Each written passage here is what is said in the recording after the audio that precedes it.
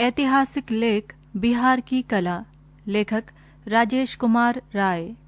बिहार प्राचीन काल से ही धर्म, दर्शन, कला, साहित्य, स्थापत्य, चिकित्सा आदि के क्षेत्र में महत्वपूर्ण योगदान रहा है। मौर्य काल में बिहार ने कला और स्थापत्य में समस्त उत्तरी भारत को मार्गदर्शन प्रदान किया। पाल शासकों के अधीन चित्रकला और मूर्तिकला के विकास में समस्त पूर्वी भारत में एक नई शैली प्रस्तुत की। मुगल काल में पटना इस्लामी संस्कृति का वैसा ही केंद्र था जैसा कि प्राचीन काल में हिंदू संस्कृति का। प्राचीन काल से आधुनिक काल तक बिहार ने कला के क्षेत्र में उत्कृष्टतम आयाम स्थापित किए हैं। मौर्य कला।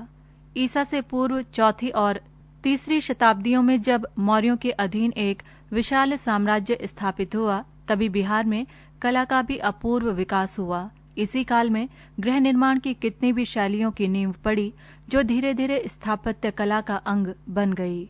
बिहार में मौर्यकालीन स्थापत्य के नमूने पटना, राजगीर और गया के समीप बराबर की पहाड़ियों में प्रमुखता से देखे जा सकते हैं। पटना के दक्षिणी भाग में कुम्हरार से एक विशाल कक्ष के अवशेष मिले हैं, जिसमें 80 स्तंभ थे।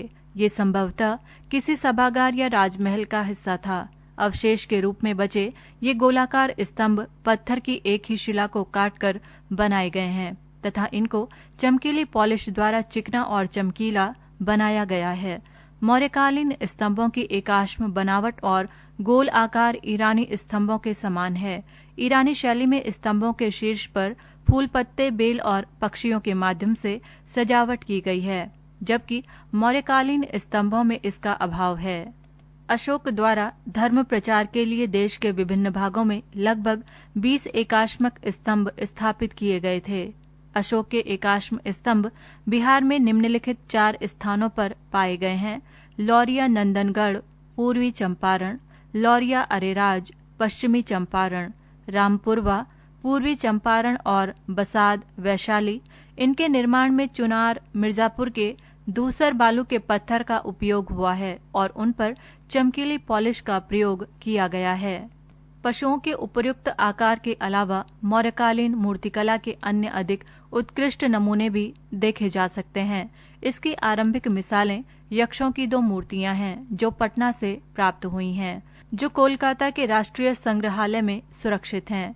मूर्तिकला का अद्भुत नमूना पटना सिटी के दीदारगंज से प्राप्त एक स्त्री की मूर्ति है, जिसे कभी दीदारगंज यक्षी और कभी श्रीरत्न का नाम दिया जाता है।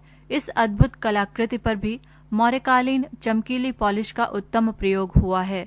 ये पटना संग्रहालय में सुरक्षित है। गया के समीप बराबर की पहाड़ियों की गुफाएं मौर्यकालीन स्थापत्य का एक उदाहरण है। इनमें अशोक और उसके पुत्र दशरथ के अभिलेख अंकित हैं, जिससे पता चलता है कि इन गुफाओं का निर्माण आजीवक संप्रदाय के अनुयायियों और बौद्ध भिक्षुओं को निवास कराया गया था। राजगीर स्थित सोन भंडार की गुफाएं भी इसी क्रम की उपलब्धि प्रतीत होती हैं। गुफाओं के भीतरी भाग पर चमकीली पॉलिश का उपयोग इनकी विशिष्टता है। इन गुफाओं से ही कालांतर में पहाड़ी गुफाओं के भीतर चैत्य और विहार के निर्माण की शैली विकसित हुई, जिसके उदाहरण मौर्योत्तर काल में दक्कन क्षेत्र में देखे जा सकते हैं। पाल कला। बिहार में पाल शासकों का लंबे समय तक शासन रहा था। उनके समय में नालंदा, विक्रमशिला तथा उदंतपुरी कलात्मक गतिविधियों का प्रमुख केंद्र थे। इस काल में पत्थर और कांसे की मूर्तियों के निर्माण की एक उन्नत शैली का विकास बिहार में हुआ, जिसका प्रसार बंगाल तक था। कांस्य प्रतिमाओं के निर्माण की इस शैली का विकास नालंदा निवासी धीमन और उसके पुत्र विठपाल ने किया था। ये पाल शासक धर्मपाल और देवपाल के समकालीन थे। पालकालीन कांस्य प्रतिमाएं सांचे में ढली हैं, जिसका प्रमाण नालंदा में मंदिर स्थल संख्या 13 से प्राप्त अवशेषों से मिलता है। इनके अनेक नमूने नालंदा से प्राप्त हुए हैं। नालंदा से प्राप्त नमूने मुख्यतः देवपाल के समय के हैं। इसके अतिरिक्त फतेहपुर, अतिंचक, इमादपुर आदि से भी ऐसी मूर्तियां कांसे में बने हुए स्तूपों के नमूने और कुछ बर्तन भी पाए गए हैं। इनमें बौद्ध धर्म से प्रभावित मूर्तियों की प्रधानता है। बुद्ध, बोधिसत्व, अवलोकितेश्वर, मंजुश्री, मैत्रेय, तारा, जमला, हतग्रीव आदि को इन मूर्तियों में दर्शाया गया है। साथ ही विष्णु, बलराम, सूर्य, उमा महेश्वर और गणेश आदि हिंदू देवी देवताओं की मूर्ति भी दर्शाई गई है। पाल युग में पत्थर की मूर्तियां भी कलात्मक सुंदरता का उत्तम उदाहरण प्रस्तुत करती हैं। ये मूर्तियां काले बेसाल्ट पत्थर की बनी हैं, जो मुंगेर जिले की पहाड़ियों से प्राप्त किए गए हैं। भागलपुर के समीप अंतिचक में विक्रमशिला महाविहार से पाल युग के सुंदर और कलात्मक मृदभांड के अवशेष मिले हैं। इनका निर्माण दीवारों की सजावट के लिए किया जाता था, जिसमें धार्मिक और सामान्य जीवन के दृश्य देखे जा सकते हैं। कलात्मक सुंदरता का एक उत्कृष्ट उदाहरण एक तख्ती है, जिस पर एक स्त्री को बैठी हुई मुद्रा में दिखाया गया है। दाहिना पैर बाएं पैर पर रखा है और शरीर झुका हुआ है। एक हाथ में आईना लिए वो अपने रूप को निहार रही है, दूसरे हाथ की उंगलियों से अपनी मांग में सिंदूर भर रही है। चित्रकला। बिहार में चित्रकला की परंपरा काफी पुरानी है। 6ठी शताब्दी ईसा पूर्व के काले चित्रित मृदभांड, बराबर की पहाड़ी गुफाओं के चित्र, पालकालीन ताम्रपत्र पर अंकित चित्र एवं नालंदा विहार के भित्ति चित्र इसके प्रत्यक्ष प्रमाण हैं। हमारी चित्रकला को परंपरा से आगे बढ़ाने का श्रेय भोली भाली ग्रामीण जनता को दिया जाता है। प्रायः कहा जाता है कि भारत के सभी क्षेत्रों में चित्रकला का स्वच्छंद विकास हुआ है। भारत के अन्य क्षेत्रों की अपेक्षा बिहार में चित्रकला की समृद्ध एवं उन्नत परंपरा रही है। बिहार की मुख्य चित्रकला शैलियों में से क्रमशः पाल चित्रकला शैली, पटना कला शैली, मधुबनी चित्रकला लोकप्रिय है। पृष्ठ संख्या 86। मधुबनी चित्रकला। मधुबन चित्रकला का इतिहास बहुत पुराना है, मगर इसको ख्याति विगत कुछ दशकों से ही प्राप्त हुई है। ये एक लोक कला है जिसमें महिलाओं की पूर्ण भागीदारी होती है। मधुबनी चित्रकला के 2 प्रकार हैं, पहला भित्ति चित्र और दूसरा अरिपन। 1. भित्ति चित्र। भित्ति चित्र को मुख्यतः 2 रूपों में देखा जा सकता है। पहली, गोसनी के घर की सजावट। इसमें धार्मिक महत्व के चित्र होते हैं। धार्मिक भित्ति चित्र में शिव पार्वती, राधा कृष्ण, विष्णु, दुर्गा काली, लक्ष्मी सरस्वती, दशावतार की प्रमुखता रहती है। इन चित्रों के दार्शनिक तथ्य से लोक जीवन सतत उद्वेलित होता रहता है, जो लौकिक एवं पारलौकिक जीवन परंपरा का द्योतक है। भित्ति चित्र में वर कन्या, हाथी मछली, तोता मैना, सूर्यचंद्र, कमल शंख आदि के भी चित्र रहते हैं। दूसरी, कोहबर घर तथा उसके कोनिया की सजावट। कोहबर घर के भीतर और बाहर बने चित्र कामुक प्रवृत्ति के होते हैं। कोहबर के बाहर रति एवं कामदेव के चित्र एवं अंदर में पुरुष नारी के जनन अंगों की आकृति तथा चारों कोणों पर यक्षिणी के चित्र बनाए जाते हैं। पशु पक्षियों की चित्रकारी प्रतीक के रूप में होती है, जिसमें केवल मांसलता के प्रतीक के रूप में, मछली कामोत्तेजक प्रतीक के रूप में, सुग्गे कामवाहक प्रतीक के रूप में, हाथी घोड़े ऐश्वर्य के प्रतीक के रूप में, हंस मयूर शांति के प्रतीक के रूप में चित्रित किए जाते हैं। 2. अरिपन एवं चित्र। बंगाल में अल्पना एवं मिथिला में अरिपन के रूप में ये परंपरा महिलाओं द्वारा पीढ़ी दर पीढ़ी संस्कृति के रूप में बढ़ती रही। ये आंगन या चौखट के सामने जमीन पर बनाए जाने वाले चित्र होते हैं, जिन्हें बनाने में कूटे हुए चावल को पानी और रंग में मिलाकर प्रयोग किया जाता है। इन चित्रों को उंगली से ही बनाया जाता है। इन चित्रों की 5 श्रेणियां निर्धारित की जा सकती हैं। पहला, मनुष्यों और पशु पक्षियों के दर्शाने वाले चित्र। दूसरा, फूल पेड़ और फलों के चित्र। तीसरा, तांत्रिक प्रतीकों पर आधारित चित्र। चौथा, देवी देवताओं के चित्र एवं 5वां, स्वास्तिक दीप आदि के चित्र। शैलीगत विशेषताएं। मधुबनी शैली के चित्रों में चित्रित वस्तुओं का मात्र सांकेतिक स्वरूप दिया जाता है। चित्र मुख्यतः दीवारों पर ही बनाए जाते हैं, मगर हाल ही में कपड़े और कागज पर भी चित्रांकन की प्रवृत्ति बढ़ी है। चित्र उंगलियों से या बांस की कूंची से बनाए जाते हैं। चित्रों में लोक कल्पना की ऊंची उड़ान कला से भावनात्मक लगाव और सुंदर प्राकृतिक रंगों का प्रयोग विशेष आकर्षण प्रदान करता है। आज भी इस शैली में प्राकृतिक रंगों का ही प्रयोग किया जाता है। इसमें प्रयोग होने वाले प्रमुख रंग हरा, पीला, लाल, नीला, काला, केसरिया, नारंगी, बैंगनी आदि हैं। प्राकृतिक रंगों के निर्माण में काला रंग कागज एवं जौ जलाकर बनाया जाता है पीला रंग चूना एवं बैर के पत्तों से बनाया जाता है। नारंगी रंग पलाश के फूलों से बनाया जाता है एवं हरा रंग सीम के पत्तों से बनाया जाता है। चित्रण में रंगों का समायोजन उल्लेखनीय है। पीला रंग धरती, उजला रंग पानी, लाल रंग आग, काला रंग वायु एवं नीला रंग आकाश के लिए प्रयुक्त होता है। विगत वर्षों में इस चित्रकला की लोकप्रियता बढ़ी है। इस शैली के मुख्य प्रतिनिधियों में पद्मश्री सिया देवी, कौशल्या देवी आदि के नाम लिए जा सकते हैं। इसके अतिरिक्त अनेक स्त्री कलाकार हैं जिनके चित्रों की देश विदेश में काफी प्रशंसा की गई है।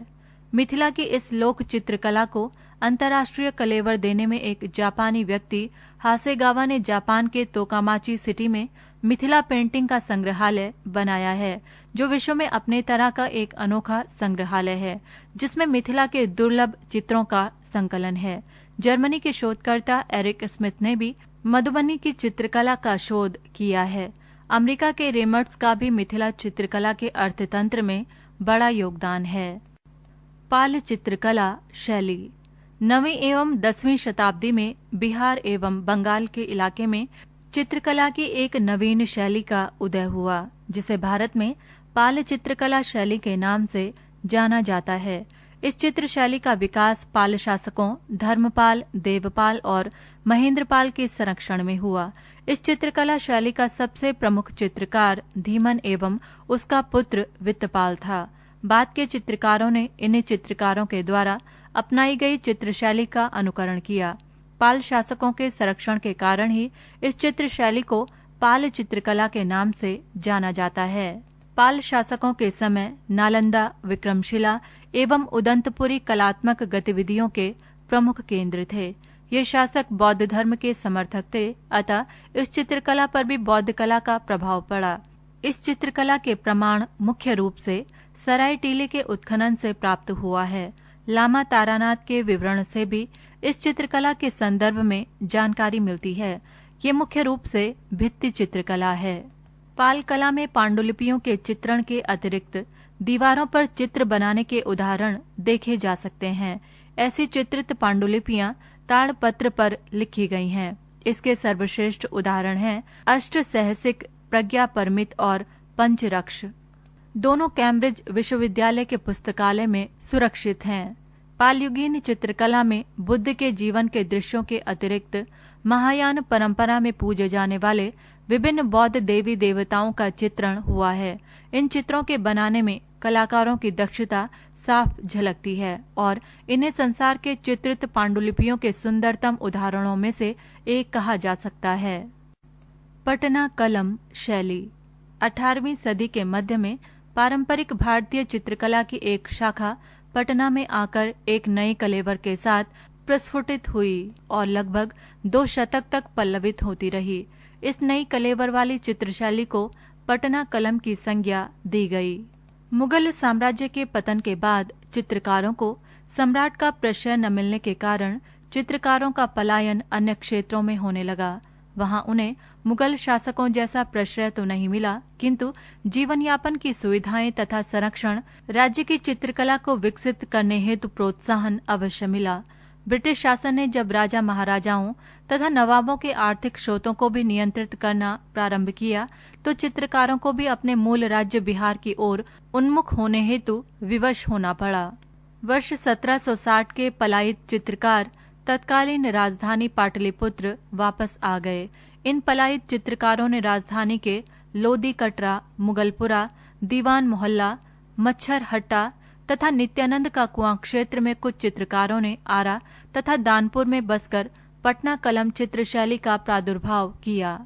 पटना कलम के चित्र मुख्यतः लघु चित्रों की श्रेणी में आते हैं, जिन्हें अधिकतर कागज और कहीं कहीं हाथी दांतों पर बनाया गया है। सामान्यतः इन चित्रों में दैनिक जीवन के दृश्यों और जनसाधारण के जीवन चित्रण हुआ है। अतः श्रमिक वर्ग में धोबी, कसाई, कुली, कहार, पीलवान, नौकरानी, भिश्ती, चोबदार, दरबान, डाकिया आदि का चित्रण हुआ है। इस शैली के चित्रों में अधिकतर गहरे भूरे, गहरे लाल, हल्के पीले और गहरे नीले रंगों का प्रयोग हुआ है। मुगल दरबार की शाही शैली से पटना कलम कई आधार पर भिन्नता रखता है। इन चित्रों में सजीवता और सामान्य जीवन से इसका घनिष्ठ संबंध सबसे महत्वपूर्ण है। इसके अलावा रंगों का उपयोग और छायांकन के तरीकों में भी अंतर स्पष्ट है। पटना कलम शैली के महत्वपूर्ण चित्रकारों में पहला नाम सेवक राम का है।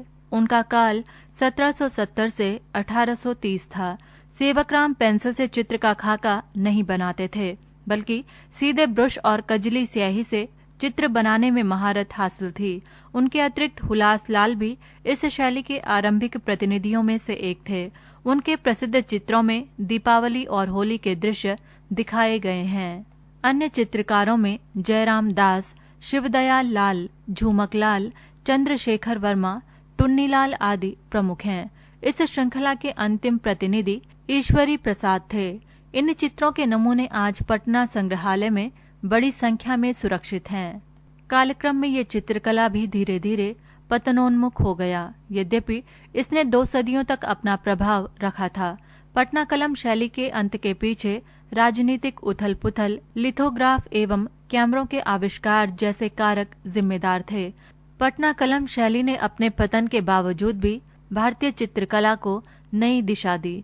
इसने चित्रकला को राजकीय संरक्षण के दासत्व से मुक्ति दिलाई। फलतः इसने स्वदेशी और राष्ट्रीयता की भावना का न केवल पोषण किया, बल्कि स्वतंत्र भारत के निर्माण में महत्वपूर्ण भूमिका निभाई। पृष्ठ संख्या 87।